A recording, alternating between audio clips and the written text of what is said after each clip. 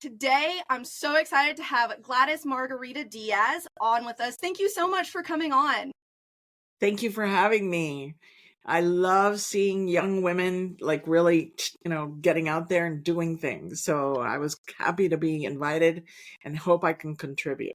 Oh, I know you will be able to. You've done such amazing things. So, Gladys is a dynamic figure in the world of real estate.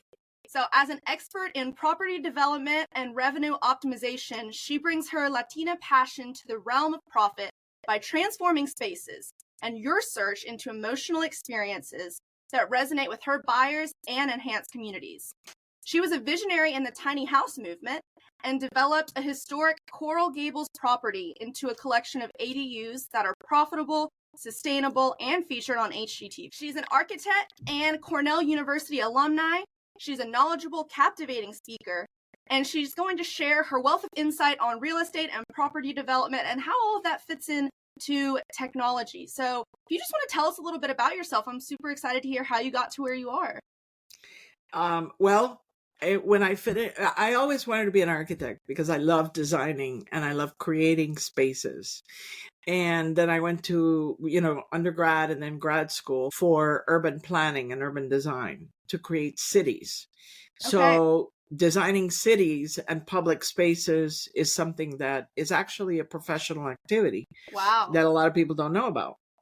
And so it's a big thing with Cornell Architecture School. It's a big focus. Okay. And so when I graduated, I moved to New York City and I was working in this big public agency called the Port Authority of New York and New Jersey in their real estate development department. Like they owned a lot of, in those days, the what used to be the Hudson Yards and so on.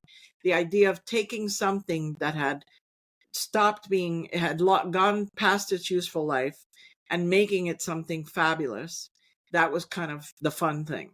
And I learned two words that changed my life, which were municipal bonds, which is how they paid for this stuff. Okay. And I said, well, I have to learn this thing. I have to learn finance. So I started taking classes at night. I wound up working in finance after I left. I could put together funding for my own projects and also to help developers to get funding. Because if I had a vision of what I wanted to create as an architect, if I didn't know how to pay for it, nobody was going to listen to me. Right. And you have to remember, Latina woman, not necessarily in the 2000s. This is back in the 80s. Okay. So I was definitely a unique entity. And I made it my business to learn as much as I could. And that's the key to going through life, because you look back at my career and I'm like, I worked in finance for a decade in New York City. I worked on Wall Street. And I took that knowledge and then I came to Miami and I started advising the county and developers on affordable housing finance because I figured I could extrapolate that data about capital. You talked a little bit about AI, and I think a lot of people, when they think about real estate, don't think AI. So how do you think AI is going to help buyers and real estate professionals in the upcoming future? The technology helps you to identify information that you need. It zeroes in on your requirements. I think that right now there's a lot of people running very fast to try to integrate AI into existing systems. Yes. And what we said, no, let's start from scratch. Let's do an AI native search capability so that the realtor has the ability to work more precisely with the customer. Does that? Yeah, that Kind of does. makes sense. And anything you can do to narrow down what you're doing and to save time and make it more efficient is so valuable, especially when it comes to technology, because it's ever changing. And if you look at it at a wide picture, it's overwhelming until you narrow it down and see, what do I need to do and what can I use to make my life easier? Instead of, okay, I need to use AI and technology for everything. It's how can I implement it specifically? Well, it depends on what it is you're looking to achieve. Right, exactly. The app that we're creating ideally will service both sides of the equation, the real estate professional and the customer. right? Right. Because the real estate professional, if they are servicing the customer correctly, they're basically focusing on what does this person really need and want, and how can I help them, go through the journey, the customer buying journey, which is a cliche, but you really do go through a path. You're taking people through an experience. And my viewpoint, and if you go to my brokerage company's website, we erase the gap between the profit and the passion, because the emotions and the numbers, because everything about real estate that you see is very hard. It's very quantifiable. Yes. How many square feet? Where's it? How physically? How many? What's the platting? How much do I pay? What are the taxes? Very numerical data. What I look at, also, what we look at as a team, my husband and I, is what is it that you feel about this property? Yes. Because at the end of the day, no decision is made without an emotion being brought forth, whether it's a rejection emotion, like, ooh, I don't like this house, or wow, I could see myself living here. Yes. And oh, now I have to figure out how to afford it. That's exactly. That's where you have to erase that gap between the profit and the passion, because it is the largest investment a family is going to make. Then the goal is, okay, how are you going to make it so that you're always in a profitable position? You never lose money, you don't overpay, etc. And just a side note, I'm a big fan of encouraging young people that are starting out, who are single, to not buy a house, to buy a fourplex. Duplex, triplex, fourplex. You live in one apartment, you rent out the rest. And you qualify for Fannie Mae, FHA. The qualification for a single family loan is up to 4 units. So then from a business perspective, you're going to be a landlord. You're going to have to deal with being a landlord. But eventually, this is starting to create wealth. This is starting to build you up. And then the value of that property catapults you. When you have the girlfriend becomes the wife, and then you have a baby, you want to have a single family home, you can do that. That's a great idea. Yeah, and that's thinking creatively and strategically. So that kind of brings me to the next question. How can we use creative strategies to positively impact real estate investment? How do you create value in a property? Oh, you make it so that people want to be there. It's very simple. To use those emotions. You have to make it so that people want to walk in. Yes. That people want to be in that space. People will pay money to be in that space because it's pretty. Because I hate to use the word pretty because that's so Barbie. But it's really aesthetically pleasing, a nice place to be. It gives you all the positive emotions of being in a space. I don't know if that is real to you. No, that's so good. And I think social media can actually do a good job of doing that. Some people think social media is cold and, it's so technological, but, if you use the right pictures and the right wording and, show that a house is not just something you live in, but it's where you create memories.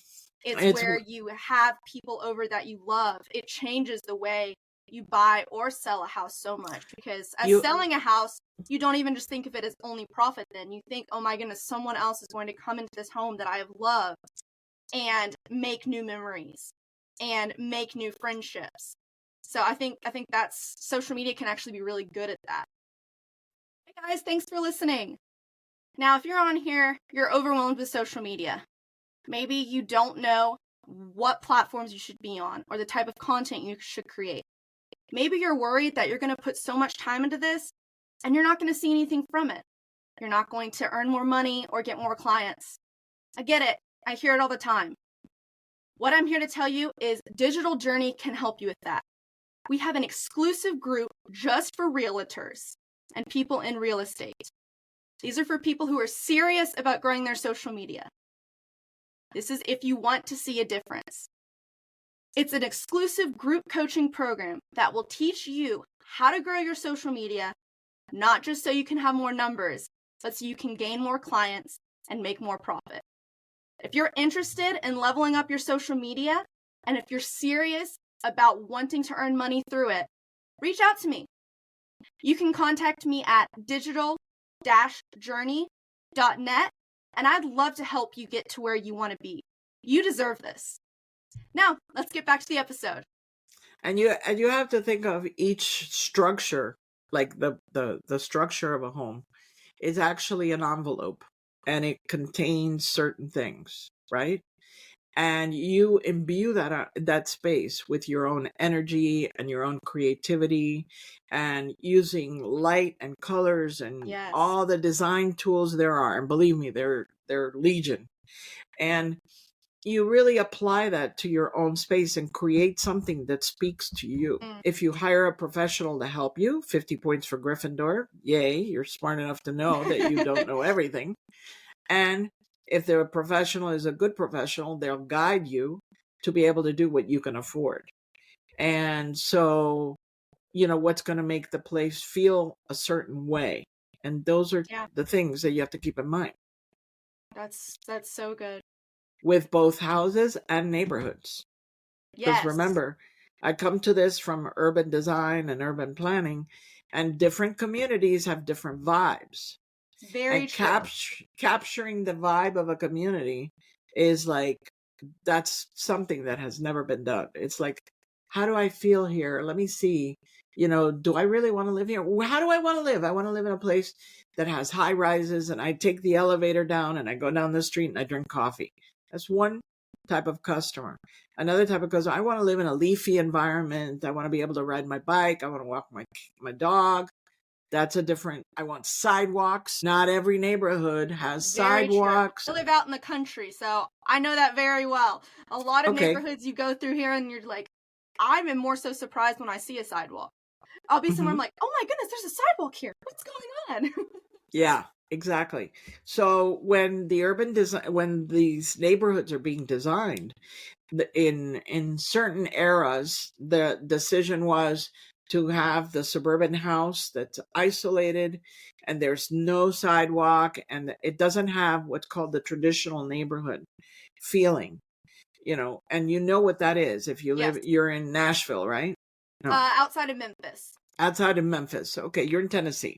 Yes. Traditional neighborhoods abound in these older cities that have been around for a long time. Right. Because you have the hierarchy of the street, the green area or the parking, the sidewalk, then you have a little bit of garden, then you have the porch, and then you have the house. Right. So you have this zone between the public and the private, which is called the public-private, and you can socialize in that space. Mm-hmm. That socialization is the key to making a community really become a community. And you can drive around and see people standing around and with their kids. And I love seeing the young dads with the kids on their backpack. Yes. I love that. Yes. I love that. And my neighborhood has a whole bunch of that. I live in a very traditional older neighborhood. Okay. And yet I lived in New York City, where I rode the elevator down and I walked down the street and there was the Korean deli and I could go get my fruit at 1:00 in the morning. Right.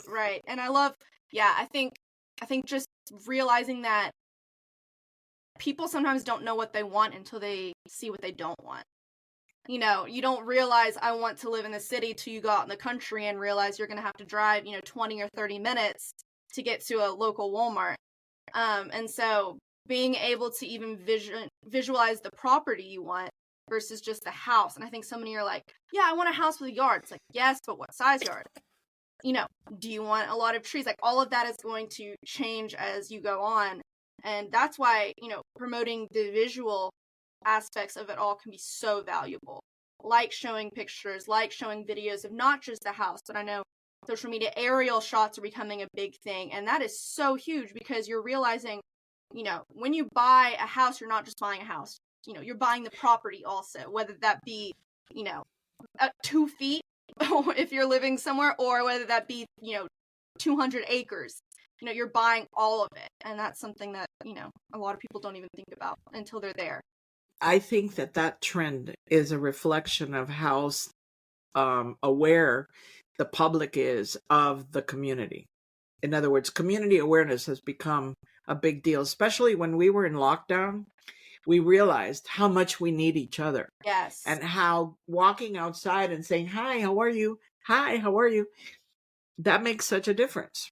So in that aspect, in real estate, the aerial photo shows you what in our field is the drawing that you do, the landscape drawing, and then you do the master plan for where it fits into the city, the contextual design. Well, you have shared so much good wisdom with us, and I'm really excited to check out this app more.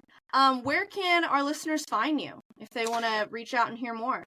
They can find me on LinkedIn, Okay. Glad Mag. The website is there. We have astroness.ai. That's the profile that's on LinkedIn, and you Okay. can go visit the site. And we're adding information as we go. And my brokerage is www.realty.com. Okay. And the name of the company, you know what it is, what it means? No. To urbanize in Spanish. Okay. And it's the female conjugation. Ella urbaniza. Yes. And so that was the company that did urban planning, and then we just added the brokerage. We'll have all of that linked down below in the description for y'all to click on it. Thank you so much for coming on today. It was a pleasure having you. Thank you for having me.